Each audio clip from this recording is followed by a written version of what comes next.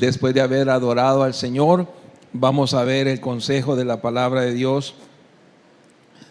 Normalmente, hermanos, hoy día la gente va a las iglesias a veces buscando otro tipo de mensajes, mensajes motivacionales, algo otro de prosperidad, algo otros pues de que Dios te va a bendecir, etcétera, etcétera, etcétera. Y si eso viene de parte de Dios, pues no tiene nada de malo. El problema es, hermanos, de que a veces ignoramos las escrituras y no damos todo el contenido de la palabra del Señor. Y a mí por eso me gusta predicar en serie y me gusta predicar pegado al texto bíblico, porque ahí uno no tiene nada que esconder. Lo que dice la palabra, eso es lo que uno comparte, ¿verdad? Por eso esta mañana, hermanos, vamos a compartir este tema que se llama ciudadanos ejemplares. Normalmente, hermanos, es bien raro escuchar desde un púlpito, ¿verdad?, una prédica que nos enseña cómo comportarnos como buenos ciudadanos en la sociedad.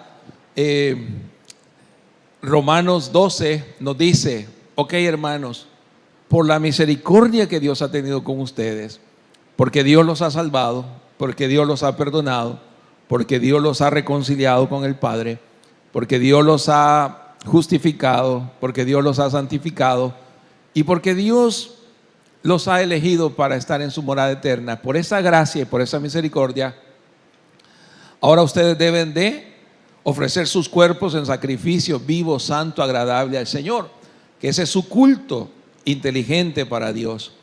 Pero después dice: no se amolden a cómo funciona el sistema de este siglo, sino transfórmense. Ustedes piensen diferente, sean distintos, cambien su manera de pensar. Y en ese ámbito es que Pablo nos habla acerca de ser ciudadanos ejemplares. ¿Están conmigo acá, hermanos? Ok. Para eso, hermanos, primero tenemos que definir qué es política. Política no es nada malo, sino que política es la ciencia de gobernar. O sea, es esa parte de la ética. La ética es definir lo que es correcto e incorrecto en una sociedad. Eso es ética, ¿verdad? Por eso eso no es ético, eso es ético. Es lo que es correcto y lo que no es correcto. Y consiste en la regulación y gobierno de una nación o estado para la preservación de su seguridad, de su paz y de su prosperidad. Y esto abarca la defensa de su existencia, los derechos contra el control foráneo o conquista de afuera, y la protección de sus ciudadanos y sus derechos con la preservación y mejoramiento de la moral. Eso es política. Pero hay que entender, hermanos, que en el plan original de Dios, la figura del presidente no estaba. En el plan original de Dios, la figura del rey no estaba. En el plan original de Dios, hermanos, dice allí en Isaías 33, 22, porque Jehová es nuestro juez, Jehová es nuestro legislador y Jehová es nuestro rey. Él mismo nos salvará.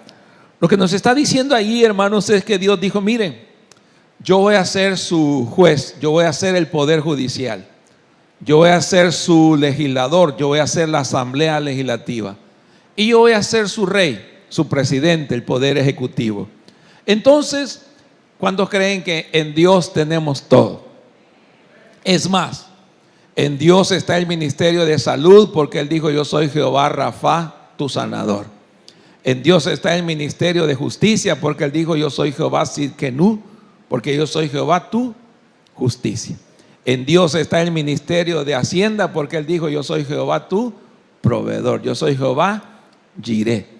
En Dios está el ministerio de, ¿qué más? De todo. Así que, hermano, en Dios estamos completos. Por esta mañana, ¿de dónde surgió el gobierno humano? Fíjese que el gobierno humano surgió, hermanos, a raíz de que Samuel era el juez de Israel. No había figura de rey. Samuel era el juez de Israel. Y el pueblo de Israel de un día dijo: Mira, Samuel, le dijeron, tus hijos ya no andan en los caminos igual que tú. Así que hoy elegimos un rey de entre nosotros para que seamos igual que todas las naciones. Queremos un rey que nos gobierne. Queremos un rey que nos lleve a la guerra, que nos saque y que nos meta a la guerra. Así que ponnos un rey. Entonces, hermano, dice ahí en 1 Samuel 8:5, y le dijeron, he aquí que tú has envejecido y tus hijos no andan en tus caminos. Por tanto, constitúyenos ahora un rey que nos juzgue como tienen todas las naciones. Y Dios le dijo, bueno, mira, Samuel, no te han desechado a ti, sino que a mí. Así que ponles un rey, darles lo que ellos están pidiendo. Pero Dios les advirtió y les dijo, miren, tener un estado que los gobierne, eso les va a demandar impuestos. El estado les va a pedir impuestos. El estado les va a pedir a sus hijos para la guerra. El estado les va a pedir a sus hijas para que sirvan en el estado. Y les va a diezmar sus ganancias. Y ellos dijeron, no importa, queremos rey. ¿Estamos acá, hermanos amados?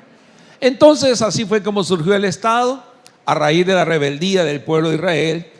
Pero Dios les advirtió y les dijo, miren, es peligroso darle poder al ser humano, porque el ser humano todavía tiene la naturaleza caída. Entonces les dijo, miren, es peligroso darle el poder, pero si ustedes quieren, está bien. Es un riesgo, pero está bien. Así que Dios, hermano, jugó ese riesgo y le dio poder al ser humano para gobernar una nación. Por eso dice en 1 Samuel 8:18, y clamaréis aquel día a causa de vuestro rey que os habréis elegido, mas Jehová no os responderá en aquel día. Entonces, hermano, aquí viene la pregunta, ¿cuál es el papel de Dios con respecto al gobierno? Fíjese que allí en Proverbios 16:10 dice, no hay rey que cometa errores si deja que Dios lo aconseje. En otras palabras, Dios puede aconsejar a los gobernantes. ¿Estamos acá? También, hermanos, dice Proverbios 16:12, ningún rey soporta a los malvados. Todo buen reinado depende de que se practique la justicia. Los reyes, hermanos, no deben permitir lo malo, sino que deben de hacer lo correcto. Y Proverbios 16:15 dice, la sonrisa del rey es promesa de vida, contar con su apoyo es recibir un premio inesperado. En otras palabras, hermanos, la alegría de las autoridades es una bendición para nosotros. Pero aquí viene entonces, hermano, este día veremos cuál debe ser nuestra responsabilidad con respecto a los gobernantes. Esa es nuestra función. ¿Cuál debe ser nuestra responsabilidad bíblica como cristianos con respecto a los gobernantes? ¿Estamos acá, hermanos amados? Ok. ¿Cuál debe ser nuestra responsabilidad bíblica con respecto a los gobernantes? En primer lugar, hermanos, ¿quién pone las autoridades? ¿Quién pone las autoridades? ¿De dónde viene la autoridad de los gobernantes? Todos, hermanos, debemos respetar la autoridad del gobierno, pues no hay autoridad que no venga de Dios, y los que están gobernando ahora fueron puestos por Dios. Romanos capítulo 13, versículo 1, oiga bien lo que dice Romanos 13:1. Sométase. ¿Cómo dice? Sométase toda persona. No dice unos sí, otros no. No dice los ricos sí, los pobres no, o al revés. No dice los extranjeros sí, o los ciudadanos no. Dice, sométase toda persona a las autoridades superiores. ¿Por qué, hermanos amados? ¿Por qué dice? Porque no hay autoridad sino de parte de Dios, y las que hay por Dios han sido establecidas. Entonces, hermano, Pablo dice, hermanos, no hay autoridad sino de parte de Dios, y las que hay, Dios las ha establecido. Y yo quiero decirle, hermano, que Pablo estaba hablando a los cristianos que vivían en Roma, la capital del Imperio Romano, en donde había un gobernante llamado Nerón que era cruel para con los cristianos. Pero a pesar de la crueldad de Nerón, Pablo dice: sométase toda persona a las autoridades superiores, porque no hay autoridad sino de parte de Dios, y las que hay, por Él es que han sido establecidas. Y aquí vemos, para confirmar este punto, hermanos, en Daniel capítulo 4, versículo 17 dice: la sentencia es por decreto de los vigilantes y por dicho de los santos, la resolución, para que conozcan los vivientes. Ponga atención, léalo conmigo, ¿qué dice? Para que conozcan los vivientes que el Altísimo gobierna el reino de los hombres, y que a quien Él quiere lo da, y constituye sobre él aún al más bajo de los hombres. ¿Quién gobierna el reino de los humanos? Dios. Él es el Altísimo que gobierna el reino de los humanos. Y dice la Biblia, hermanos, que Dios inclina el corazón de las autoridades. Dice: como los repartimientos de las aguas, así está el corazón del rey en la mano de Jehová. A todo lo que Él quiere, ¿qué hace el Señor, hermano? Inclina el corazón de las autoridades. Entonces, hemos visto, hermanos amados, de que Dios es el que da el poder. Pero en el versículo 2 de Romanos 13 nos dice cuál es la consecuencia de resistir a la autoridad. ¿Estamos acá, hermanos amados? ¿Cuál es la consecuencia? Quien no obedece a los gobernantes está en oposición a lo que Dios ha ordenado y ha establecido. Y quien se oponga será castigado, tendrá problemas con la ley. Romanos 13:2, ¿qué dice? De modo que quien se opone a la autoridad, a lo establecido por Dios, resiste. Y los que resisten a la autoridad, ¿qué dice, hermanos? Acarrean condenación para sí mismos. O sea, esta condenación no necesariamente es la condenación del infierno, sino que esta condenación es la condena civil, la condena legal que puede recibir alguien que resista la autoridad establecida por Dios. ¿Estamos acá, hermanos? Ok. Y viene la pregunta del millón: pastor, pero ¿y qué sucede cuando hay presidentes malos? ¿Qué sucede cuando hay presidentes dictadores que a veces afectan al pueblo en sus decisiones? Por ejemplo, hermanos, yo sé que es un riesgo para mí porque viajo muy a menudo para allí, pero en Nicaragua, hermanos, los hermanos de allá están en situaciones bien complejas. Algunas iglesias están siendo despojadas de sus propiedades, de sus terrenos. Y uno dice: ¿y qué pasa con esos presidentes, pastor? ¿Qué pasa con gobiernos como Venezuela, como Colombia? ¿Qué sucede con ellos? Pues lo que puede pasar, hermanos, es que a veces todo un pueblo, oiga bien, se ciega y deja de votar de una manera pensante, y lo que quieren es votar en contra de las leyes de Dios. Por ejemplo, en Estados Unidos hay una enorme mayoría de personas que están a favor del aborto, y ellos van a votar por un presidente que favorezca el aborto. ¿Está conmigo, hermano? Hay una inmensa mayoría del pueblo que está a favor de los matrimonios homosexuales. Entonces ellos van a votar a aquellos que le favorezcan esas leyes. Por eso mire lo que dice Salmo 2, 1 al 3. Léalo conmigo. ¿Qué dice, hermano? ¿Por qué se amotinan las gentes? ¿Y por qué los pueblos piensan cosas vanas?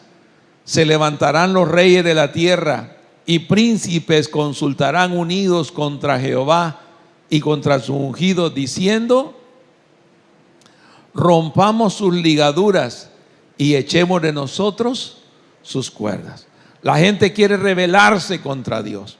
Hay un movimiento, el movimiento woke, ¿verdad? El wokismo, que es rebelarse con todas las leyes de Dios. El feminismo, el homosexualismo, etcétera, etcétera.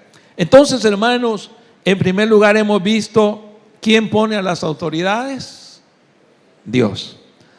Ahora, en segundo lugar, hermanos, ¿para qué pone Dios las autoridades? ¿Estamos acá? ¿Para qué pone Dios las autoridades? ¿Cuál es la razón de la existencia de una autoridad?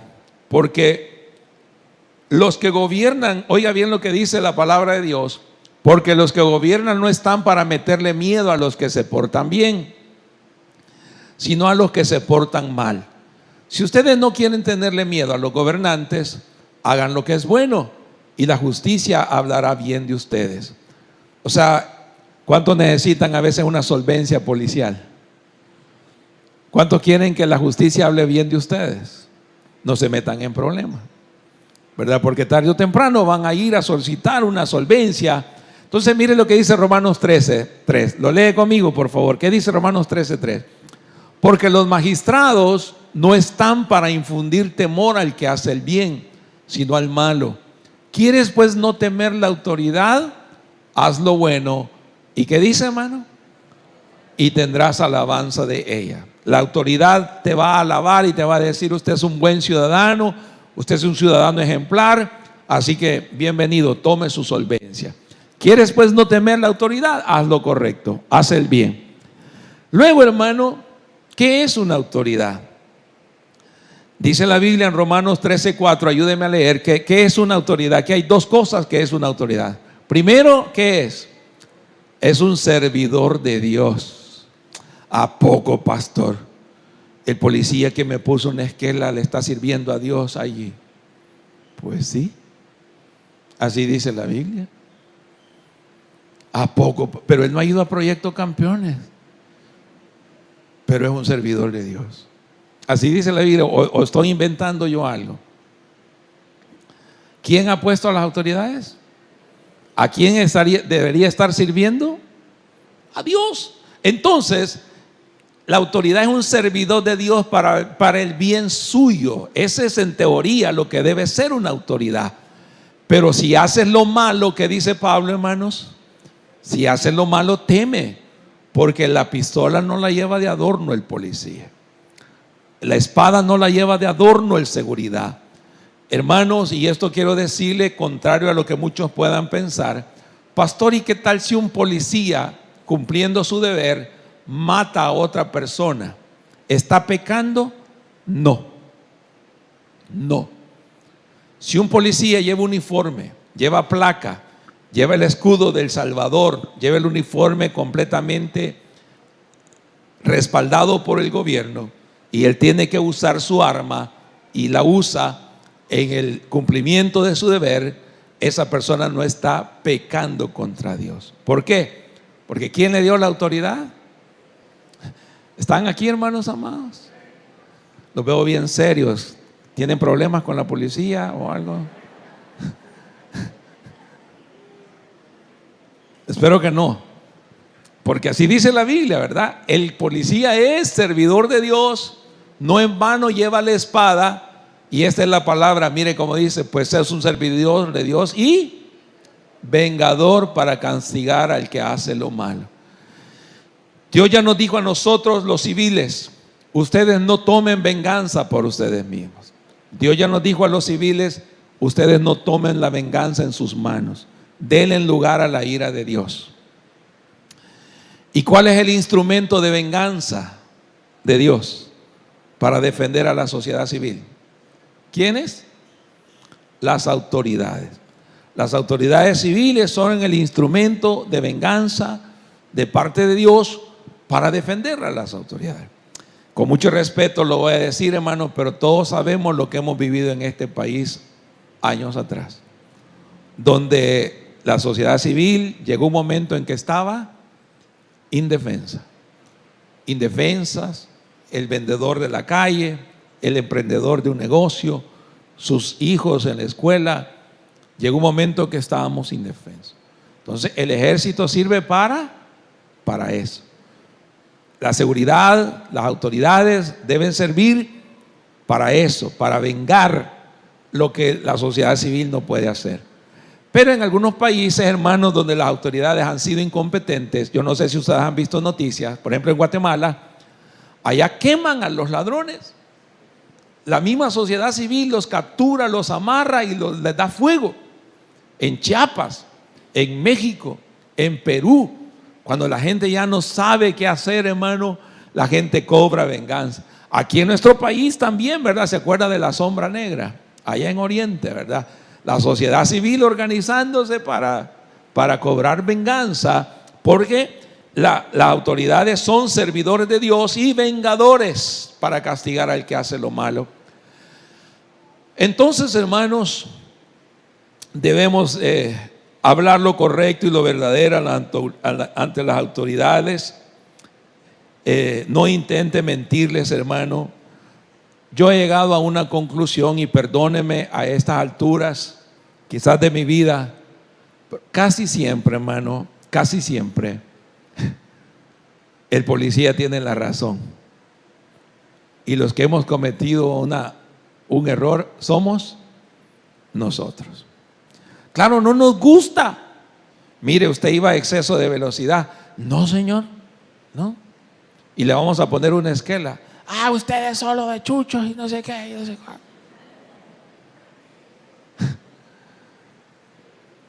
¿Estamos aquí? Hermano, casi siempre nosotros somos los equivocados. Casi siempre.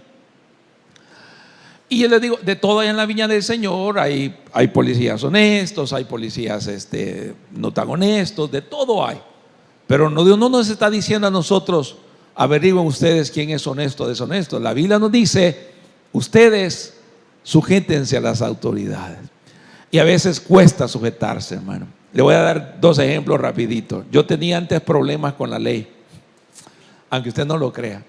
A mí me costó entender esta parte. Yo no lo culpo si a usted no le cuesta, pero a mí me costó entender. Yo al principio, hermano, yo no entendía que debíamos sujetarnos a las autoridades. Llego al aeropuerto a traer un hermano que venía de Panamá, y yo dije, ¿para qué pagar parqueo si él ya está allí? Pues aquí lo paso recogiendo. Entonces vi un rótulo que decía parqueo 3 minutos máximo, y me fui a parquear ahí. Pero desde que me iba a parquear vi que un policía se me quedó viendo, y cuando ya me parqué se fue para donde mí, y cuando yo me bajé me dijo inmediatamente, quíteme ese vehículo de ahí, en una forma bien fuerte. Y yo le dije, mire, ahí dice que puedo parquearme 3 minutos, quíteme ese vehículo de ahí, me dijo. Entonces yo, pues cuando vi que él ya estaba molesto, lo fui a quitar. Pero mire qué bobo yo lo que hago. Antes de subirme le digo, lo voy a quitar, pero sea más educado, le digo. Le toqué el ego, hermano. Le toqué el ego. Y cuando le dije así, me subí al pick-up, me dijo, deme sus papeles, me dijo. Y yo le digo, mire, si ya me dijo que me quitara, le digo yo, ¿para qué? ¿Para qué los quiere? Que me dé sus papeles, le digo. Si usted ya me dijo que me quitara, deme sus papeles o lo bajo, me dijo. Y llamó refuerzos. O sea que me vio cara de peligroso, hermano.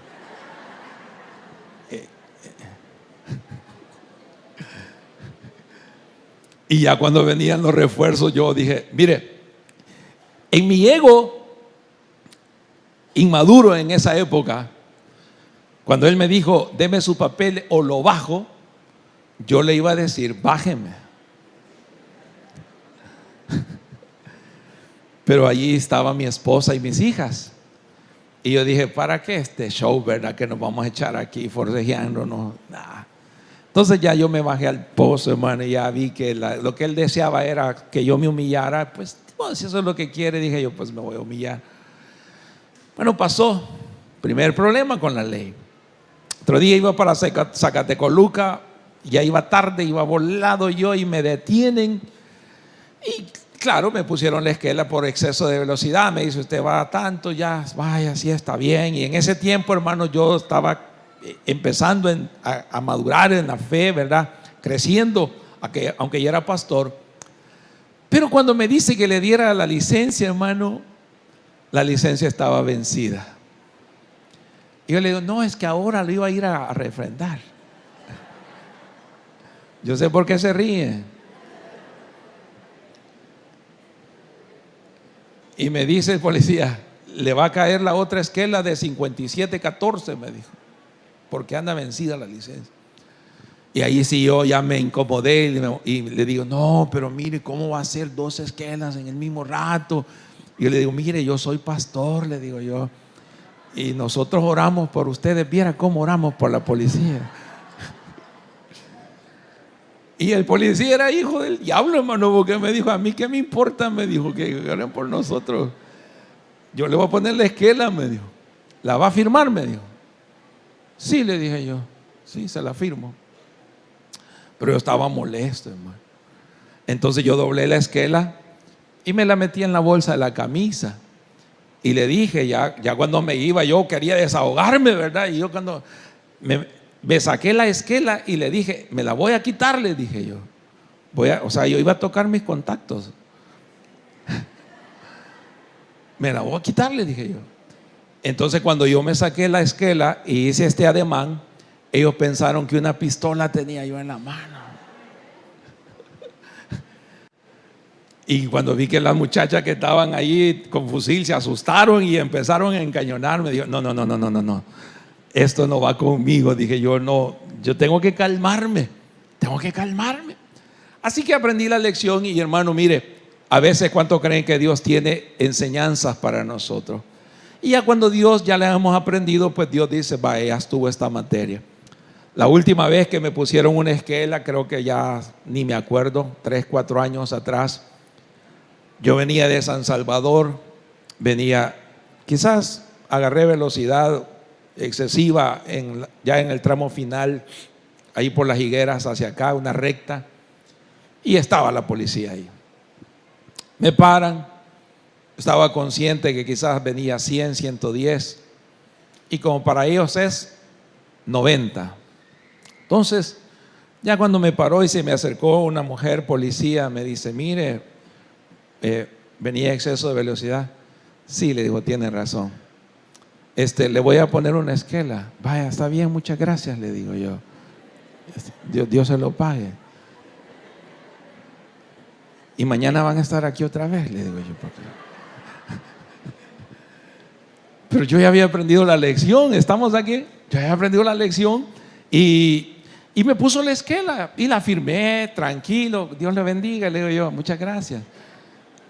Y fíjese, hermano, que como lo que ellos esperan es que uno les salga bravo. Cuando ella se acercó al otro compañero policía, le dice el compañero, ¿te salió bravo?, le dice. Y ella asustada le dice, no, fíjate, le dice, no. Así que los dos asustados porque yo no les había salido bravo.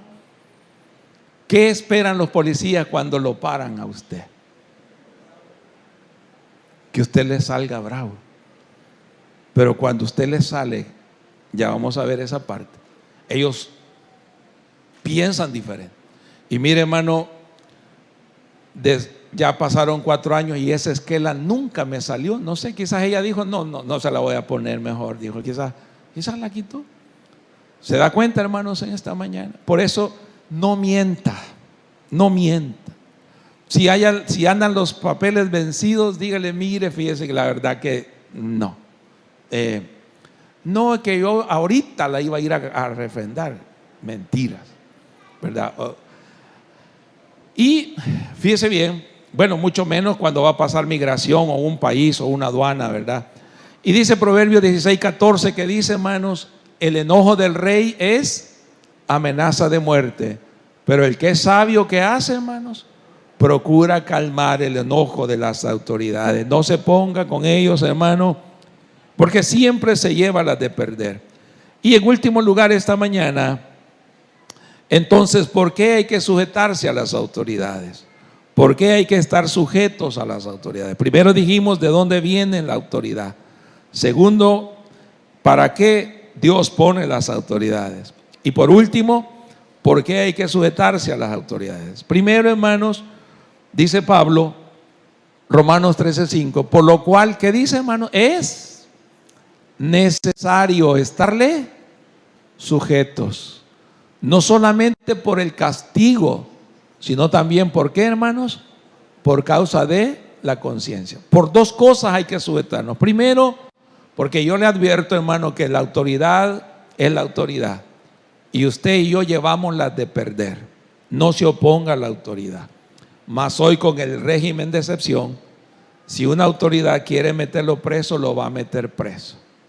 Si una autoridad quiere meterlo 3 días a Bartolina, él tiene toda la autoridad para hacerlo y lo va a hacer.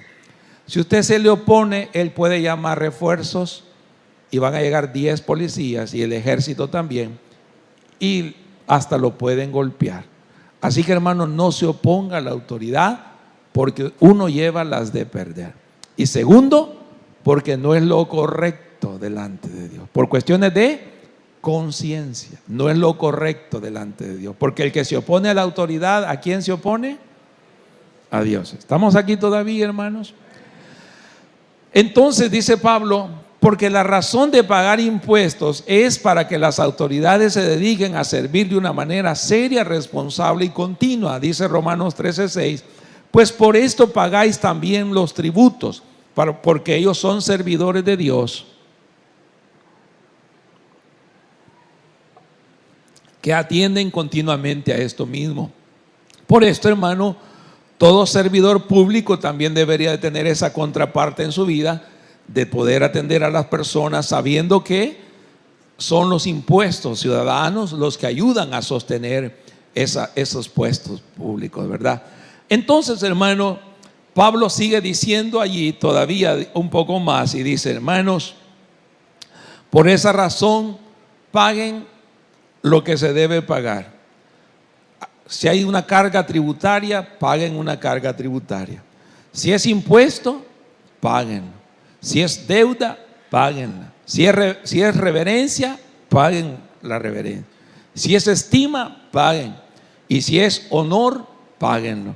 ¿Qué dice ahí, hermanos amados? Léalo conmigo. ¿Qué dice Romanos 13:7? ¿Qué dice? Léalo, leámoslo todos. ¿Qué dice? Pagad a todos lo que debéis. Al que tributo, páguenle el tributo. Al que impuesto, páguenle el impuesto. Al que respeto, páguenle el respeto. Y al que honra, honra. Y volvemos otra vez. Estamos hablando, hermanos, de que el imperio romano estaba oprimiendo a la nación judía y a los mismos cristianos. Y a pesar de eso, Pablo les dice, hónrenlos, honrenlos, respétenlos, obedézcanles. Quisieron tentar a Jesús una vez y le dijeron, Señor, ¿es lícito que le paguemos impuestos al imperio romano? Y Jesús les dijo, denme una moneda. Y él tomó una moneda y les enseñó la cara de la moneda y les dijo, ¿de quién es la cara de esta moneda? Y ellos dijeron, del César. ¿Qué les dijo Jesús? Entonces denle al César lo que es del César y a Dios lo que es de Dios. Así que, hermano, paguemos lo que nos toca que pagar, aunque no nos guste. ¿Cuántos pagan impuestos sobre la renta? ¿Cuánto le devolvieron? Va que da cólera, sí, honestamente da cólera, ¿verdad? O sea, pagar y pagar y pagar, y a la hora de la devolución usted siente acá así un poquito. Pero ¿qué dice la Biblia? Páguenlo, paguen. Yo no sé si usted sabía, hermano, que en las alcaldías municipales de todo el país hay un puesto que se llama de fiestas patronales. Todos ustedes en su recibo de impuestos pagan en fiestas patronales. Y mire, hermano, que a pesar de que somos más del 50% de cristianos evangélicos en el país, pagamos ese impuesto a las alcaldías. Y yo le pregunto a usted, ¿qué nos devuelven a nosotros de ese impuesto de fiestas patronales? ¿Qué nos devuelven? Nada.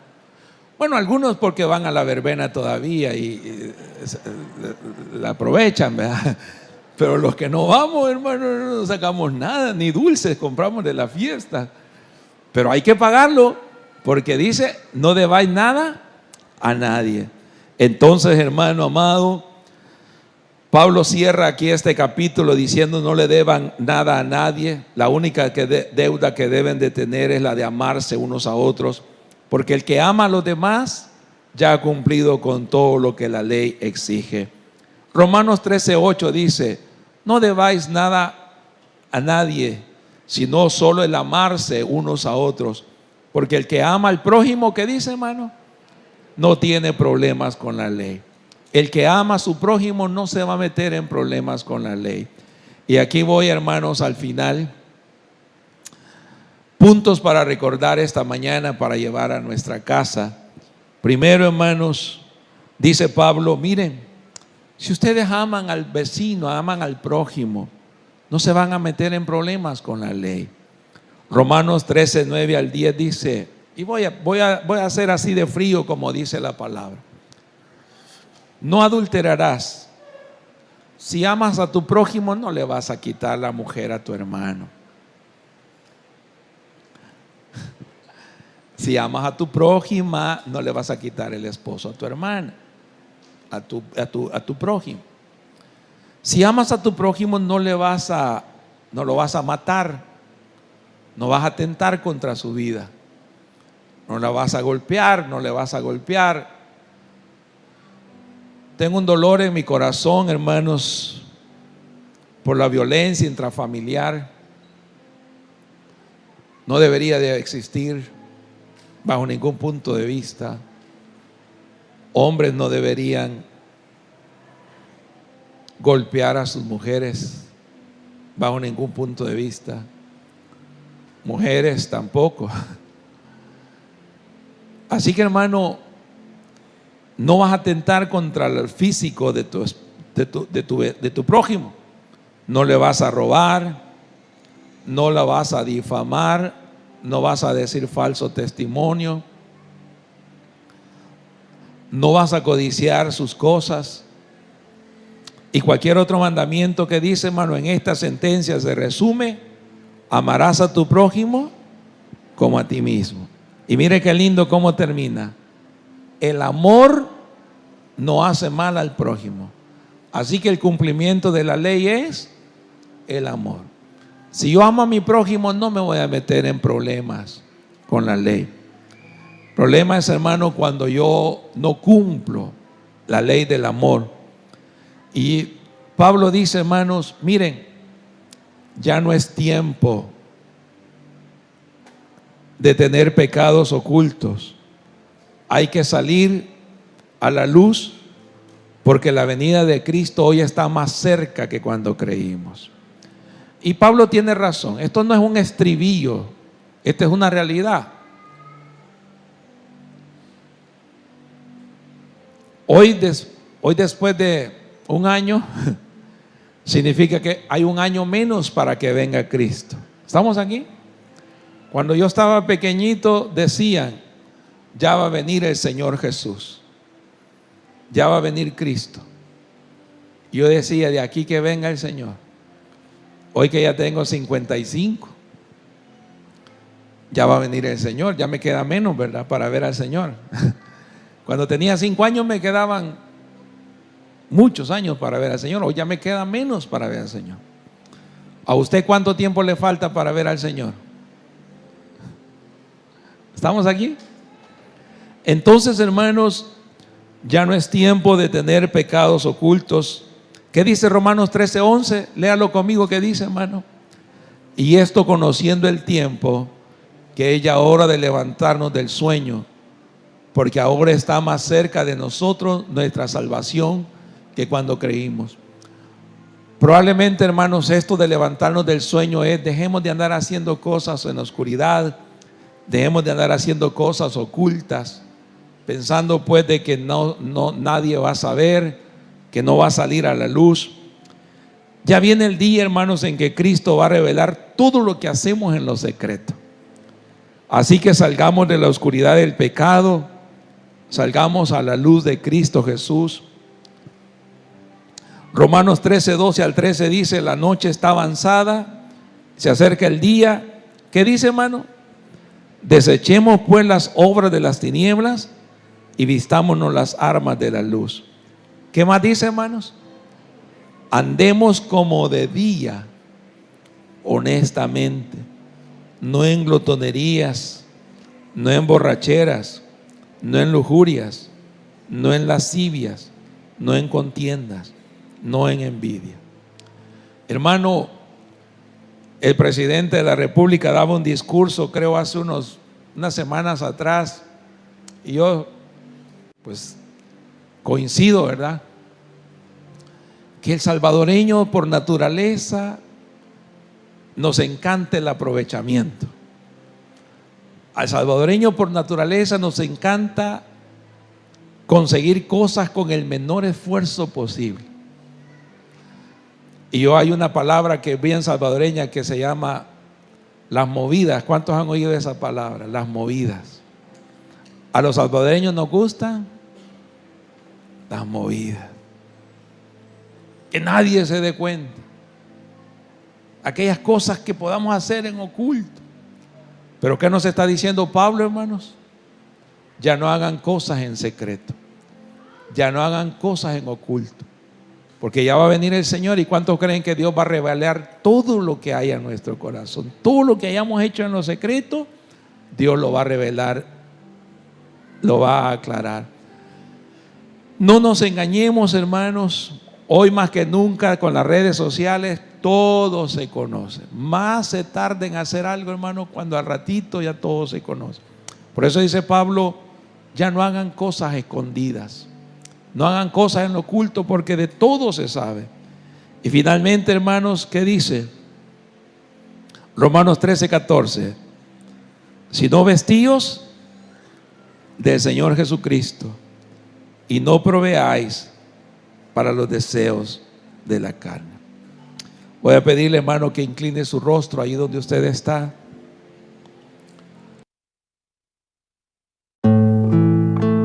Muchas gracias por escuchar esta predicación.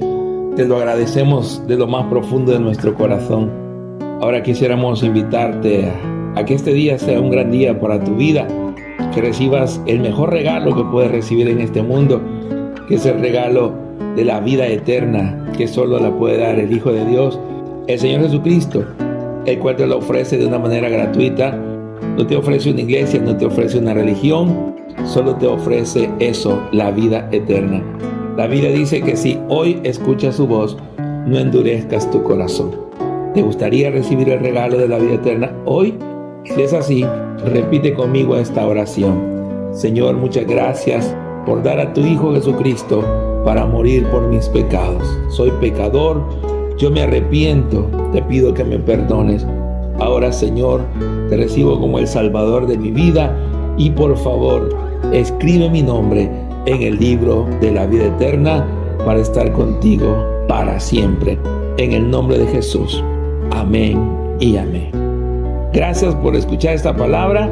Reúnete con nosotros y serás bienvenido.